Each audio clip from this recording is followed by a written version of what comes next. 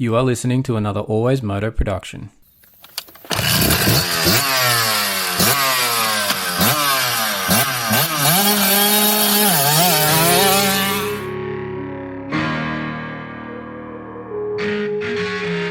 The AlwaysMoto podcast with your host, David Hogan. We talk moto events from around the world. All the injuries, all the training ins and outs, the bikes, parts and gear inspections. The results, we interview your favourite riders. It's the AlwaysMoto podcast. We occasionally have some coarse language and the odd stuff up along the way. If you don't like it or you don't agree with us, turn it off right now. I'd like to remind you that he is not a doctor.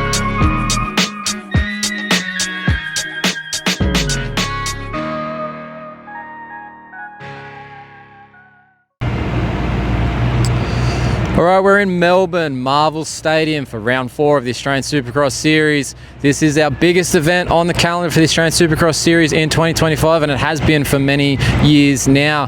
We've got the track build going on the way behind me here. We've had our press activities, we've had some riding on track, we've had our press conference for the riders and the team managers. We were able to catch up with a few of the riders at the venue here this morning that you're going to see come up here very shortly. Obviously, Jet and Hunter are very popular at this event. They are the draw cards that are going to bring in hopefully 40,000 plus people into this empty stadium that's behind me right now, but it won't be so empty tomorrow night. If you're watching this, hopefully you can get yourself down here to Marvel Stadium and be a part of the action. It's going to be jam-packed. It's going to be off the hook, as they say. But in terms of Jet and Hunter, they are happy to be here.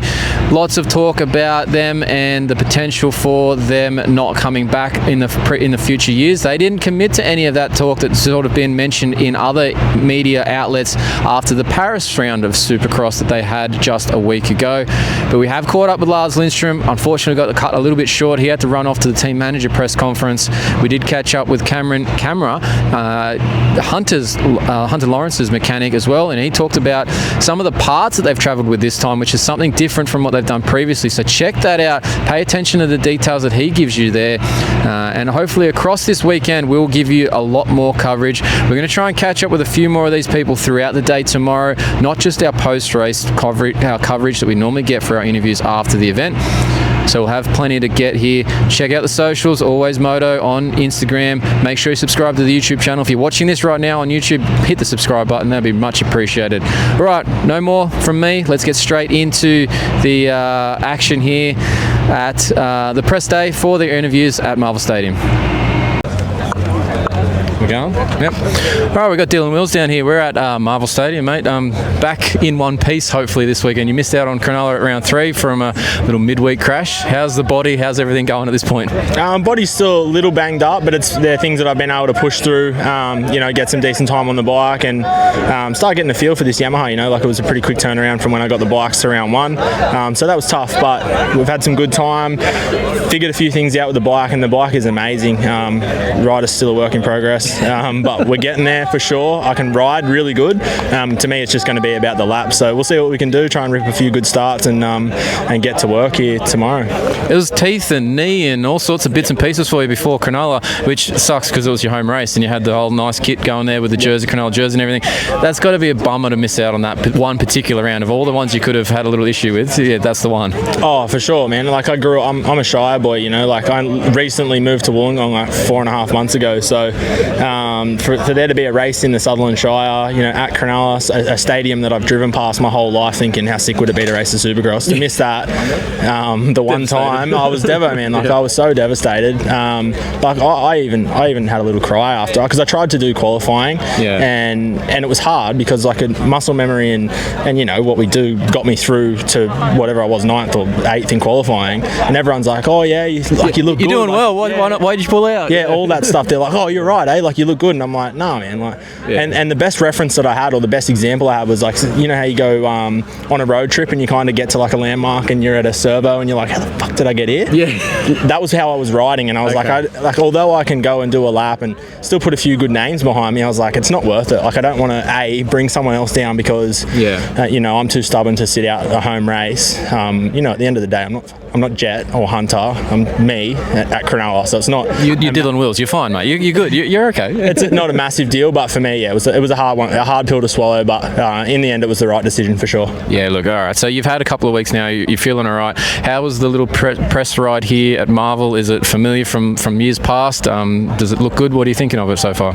So far, it's really good. It actually feels a little bit different, to be fair. The dirt's a lot tackier. Last year, it looked much the same from the stands, but it actually had like a really loose top on it. Yep. This year seems different. I don't know if it's different dirt or if maybe they've just started with more water in it. Yeah. I'm not really sure, but it's certainly a lot different to last year. It looks like it's got a nice shine and a stick to it. So yeah, maybe it'll be a bit different played out. But looking forward to tomorrow night together. Oh, 100%. Even just going off what we were about to say about the shakedown, press ride. I was the first lap rolling. It was just so nervy, and like and it's not even the names. Like I've known Hunter and Jet and Sell Babies. It's not even really that. It's just the atmosphere. I think where we are, right? Yeah, it makes it really tense, but it was good. Shook things out. Felt really good. Bike's amazing. So ready to go for tomorrow. Awesome. Well, we'll see what happens tomorrow for Dylan Wills. Thank you. All right, I've got the HRC team manager from America, Lars Lindstrom, with us here in the pits at Marvel Stadium. Lars, welcome to Australia, mate. First off, you've been here a few times, you just said to us. Yeah, fourth time here, but it's been a long time. It's been 13 years since I was here last with Reedy. But when I was here then, it was here for 5 weeks, so I spent quite a bit of time and around so many Australians all the time that it feels pretty normal for me. You've heard the accent a few times with Jet and Hunter around and Dazzy and that as well. So yeah, that's not an unusual part for you. I gather you have, obviously we're very early on press day here too, but like compared to about 2012, this is a very different series versus then, because those were the ones that were in sort of showgrounds and stuff at that time too for us. We're in that transition period. So this is going to be a bit of a more normal feeling Supercross for you compared to what you experienced back then from Australian series.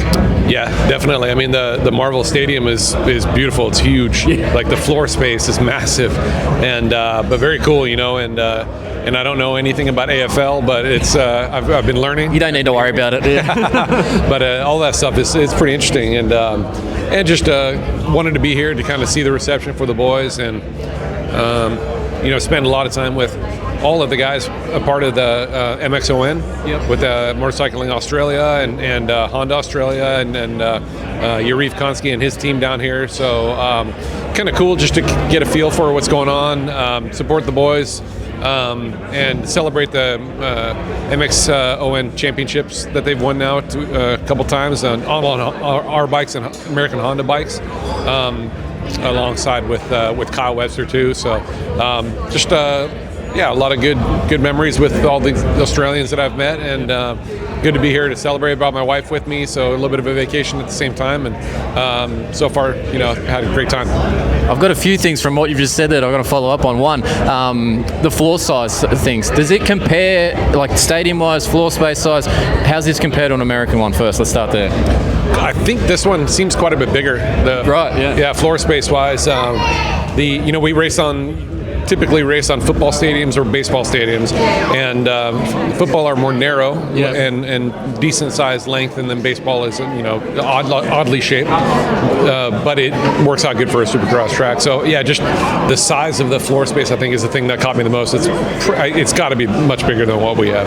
That's actually nice to hear. So yeah, we've got something comparable down here, and that it's awesome to see it here. I'm getting the wind up because they need you over at the press conference for the team managers. So we'll cut this right here a little bit short, but appreciate your time. Good to see you down here with the boys and supporting them. Hopefully they have a good night.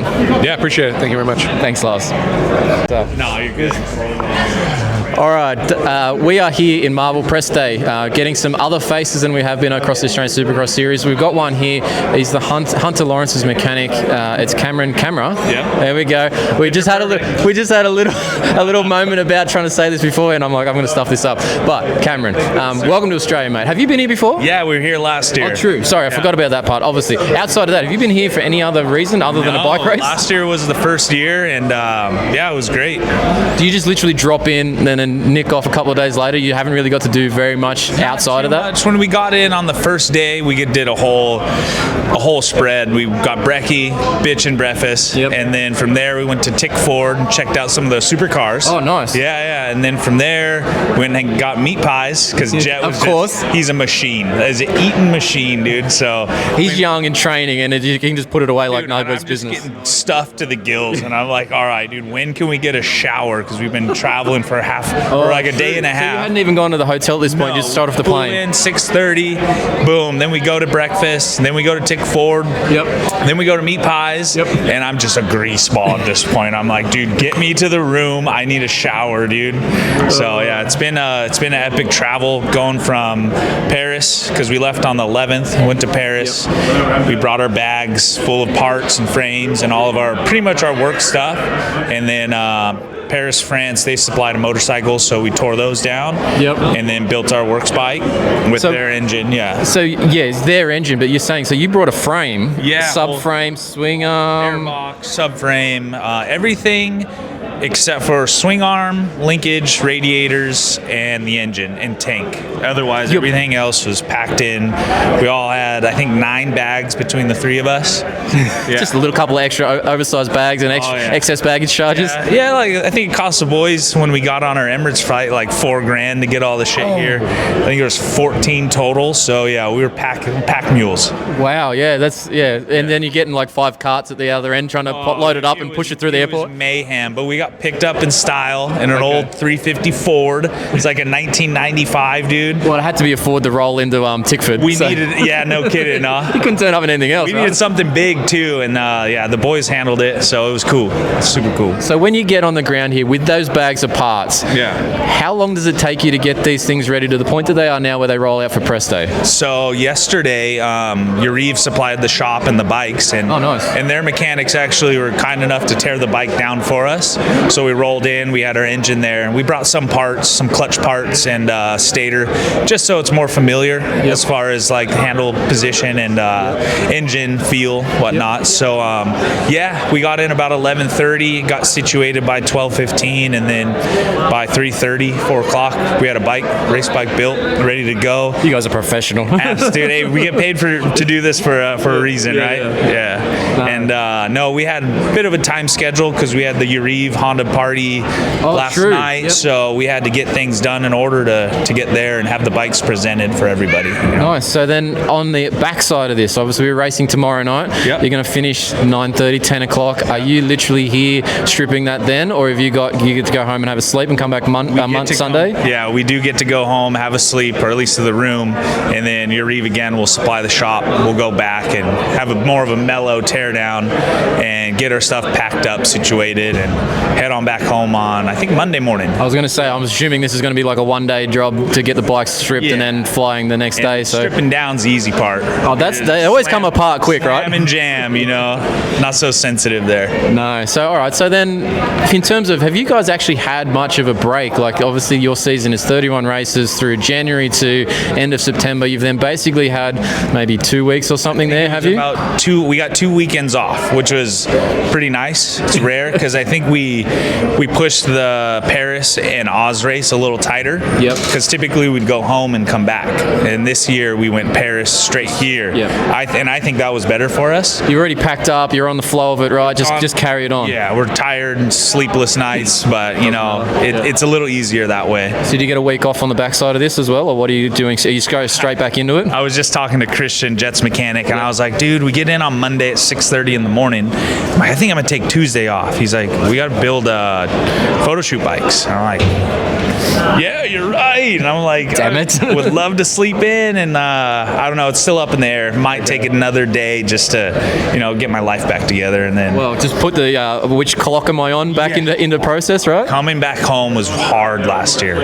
I felt like in a limbo of just days and confusion, Well, you've been on how many different time zones between Paris, then you'd land in Dubai or something? From our own country, from the east or west coast to the east coast, and then you get the 2-week break, and then we go and do MX on the SMX races. Like, it's just an ongoing thing. But I mean, you can see we're happy. We're stoked to be here. The boys take care of us. Oz is amazing. You've got the right attitude going, so it's all fine. Yeah, I mean, we try to keep a smile on our faces. Like, who else gets to travel the world, build dirt bikes for the baddest dudes on the planet? You've got a pretty sweet gig on that side of things. You just got to live through it and be awake for the through it. Remind the kids I'll be home in a couple of weeks, you know, and we'll be all right. Yeah, nice. No, look, we just wanted to get a little bit of that backstory, and we got heaps of it, so that's awesome. Cool. So yeah, look, I guess from your side tomorrow, pretty easy gig, stock standard. Just roll the bike out to the start, maybe put a filter in it every once in a while, and away you go. If that, the track's bitching. We had a little press day right now, and hardly any dirt on the bike. So shoot, check oil, check clutch, Wipe the front plate, and away we go. wipe her down, and away we go. Awesome. So it looks like a good night for you. sir. Enjoy it. Thank you for your time on the AlwaysMoto podcast, and enjoy Stray for the couple of days that you're here, mate. It's a pleasure. Thank you. Thank you. All right, we found Luke Clout in the pits at Marvel Stadium press day. Mate, you've been on the world tour recently. I've seen some of the footage of you. I think it was Sweden or something. You were going through, there was like the big valley and whatnot, so you was obviously having a nice time, as well as racing all the way around the world. How was the last couple of weeks for you? Yeah, it's been obviously a bit chaotic. Been flying around the world and meeting a lot of new people, and just experiencing different things. It was something that I wanted to do, and it just fell into place that obviously we had these couple of weeks off and I could go and do it. So I think, it was a lot of fun. My results were good. Riding was really solid, and we're back here now and focused on tomorrow in Adelaide, and try and just ride like myself how I was over there and see where we end up. Yeah, no, you've had a right attitude to this whole thing ever since unfortunately the first round sort of thing went a bit pear-shaped, but you've made the most out of those other weekends. Like Paris was a wicked result for you, man. That's got to put your name up there in terms of being, coming back to that in future years, right? Yeah, my riding's been solid. Obviously, unfortunately we had that kind of problem at round 2, but I've just kind of put that in the rearview mirror and just trying to focus on race by race, and obviously I had them 2 races overseas in front of me, and we tried to put the best foot forward there, which we did, and now we're back here and we go for the same kind of mentality I've had, just kind of trying to put all the other riders out of the picture and focus on myself, and I think my speed's really good at the moment. I'm confident, feel good with the bike and stuff, and just ride like myself, and we'll be up there. Now, in one of my shitty shows through the midweeks and stuff, I said about your bike that you rode in Paris being a 250. I didn't like that idea. I thought that you're a 450 guy, right? I'm like, you don't go back, it's not going to work. And then you made it absolutely the opposite way, right? You had a really good night. Was that your choice? Was that the only option available? Like, how does it that you're such a good 450 rider? I think you would have done really well in the 450 class at Paris anyway. How did we end up there? So I just got reached out to by Bud Racing, Stefan, and he said, "You want to come and race Paris?" And I said, "Yeah, definitely." And then the next email was, to be on a 250. You didn't answer that question straight up, right? Yeah. I was kind of like, well, if that's the opportunity in front of me, why not? Obviously, it's a little bit different to racing the 450 and then going back to the 250. Haven't done that for a few years. I was a little bit nervous, obviously, but once I got on the bike, I was really, really shocked with how actually, it was an amazing bike. I felt really good straight away. We didn't make any changes, a few little suspension clickers here and there, and then I just went on my way and rode, and really rode the 250 well. So it was, it was good fun. How does those bikes that you've ridden on over there compared to what you've been riding here in Australian Supercross? Are they similar? Have you got similar settings? Like, have you been able to send any data over and they almost match what you've got already, or have they got completely different setup for you? Yeah, no, it's completely different. Obviously, Germany's a lot tighter. The dirt's a lot different. Yeah. So for me, I just kind of trusted the team, and I just said to them basically, whatever you think works, let's run it. And luckily enough, I felt felt comfortable in Germany. We made a few more changes there just to get me a little bit more comfy, but the team was awesome to be able to make changes on the go, and then drop back to the 250. We just, once again, I just ran with what they kind of gave me, and it was good. So no complaints. Bikes obviously pretty similar. Suspension was a little bit different. Tires, obviously, that's a little bit different. Just little things that I had to get used to, but overall, we did a lot of riding, so I got more comfy as it went on. So it was pretty easy. Yeah, nice. Sounds like you've had a wicked time. Obviously, big night tomorrow night coming up here, and you just got to chill out, catch back up on the sleep and the jet lag and all that sort of stuff. But look, hopefully we have a good night tomorrow night. Don't read any names on jerseys and just go pin it, right? Yeah, the plan is just to focus on myself, mate. Like, obviously we got some big guys here, but I've raced them before, and I'm confident in my ability and confident with my program and how I'm feeling. So I think we'll be right. Just get good starts, stay out of some trouble, and just be able to ride my laps, and we'll see where we end up tomorrow night. Oh, good luck. Enjoy Marvel, and we'll 2 rounds to go. Good luck. Yeah, thank you. Cheers. All right, we found Wilson Todd in the pits here at Marvel Stadium press day. Wilson, mate, the season in Australian Supercross and that little fill-in in Vancouver for World Supercross, it's been a bit rough for you in a couple of ways. You've had a couple of good results in terms of single motos, but it hasn't really been consistently good for you since you stepped back on that 250. Is it a acclimatization period? What's going on? Oh, there's just been a bunch of different little things. Some stuff we're trying to deal with the bike, some stuff dealing with myself, a little bit of crashes, and just there'll be good signs here and there, but it's, I guess, slowly snowballed in a bad direction. And once it starts going that way, it's easy to keep going. So got to just pull the handbrake, do a 180, and start over. Turn it all around. But it's definitely tough after it's gone in a bad direction after a while. Some of it out of my control, some of it little crashes, but it's just the way it goes. So, look, I guess obviously it's been talked about that this move back to 250 is more for like you're going to do this in the outdoors next year for Australian motocross, I believe, unless I'm mistaken. Is this like a building thing for you, or is this just this was the opportunity that presented itself to have a solid ride for Supercross? I'll be riding 450 again next year. Okay. It's just 250. I haven't won a 250 championship Supercross. I've won many overalls and races, but just never a championship. And I just feel like there's an opportunity to win here in the 250 class, where the 450 class, I've got Dean and some of the other guys. Big stack of class, isn't it, in the SX1? You're less likely to get a championship in the 450 class, I feel like, and I'm still chasing one on the 250, so I drop back and also not kill myself. Fair enough. Yeah, 450's got plenty of power. So is this something you're going to try and run again in Supercross, 26, or we'll decide when we get close to that point? I decided later on, but I'd probably say so, unless I change my mind next year, I guess. See how the 450 season goes, I gather, with the motocross and that. Yeah, see how we go. Yeah, nice. Oh, well, it's good to catch up with you here in the pits. Hopefully you have a better night tonight. You can reset on all that stuff, and have a good, enjoyable Marvel round. No dramas, thank you. Thanks, Wilson.